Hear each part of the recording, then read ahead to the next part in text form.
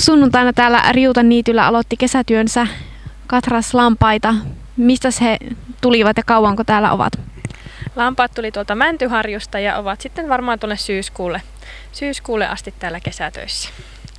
Täällä on tämmöinen pieni katras suomenlampaita hoitamassa tätä Riutan perinneniittyä. Mitäs lampaiden hommiin kuuluu?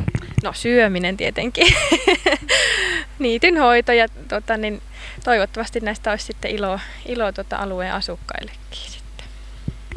Ja niity tosiaan menee ilmeisesti sileäksi tässä kesäaikana. Kyllä joo, heinä lyhenee tehokkaaseen tahtiin, että lammas on tehokas laiduntaja. Että kyllä täällä kukkaset maistuu kovasti lampaille. Että tää syksyllä on jo aivan lyhyessä nurmessa sitten tämä niitty, että mikä on tarkoituskin tässä. Ja minkälaisia ohjeita annat ihmisille, jotka haluaa tulla tänne katselemaan?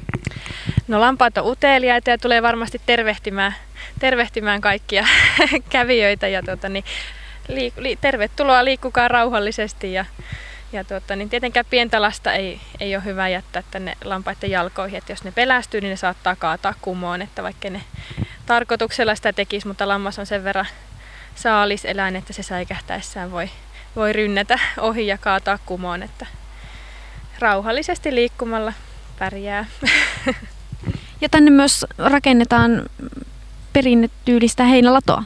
Joo, tuolla on vanha heinälato, joka nyt sitten kunnostetaan ja perinteisin työtavoin, perinteisin materiaalein. Sinne tehdään hirsikengityksiä ja tehdään uusi kolmioriman huopakatto.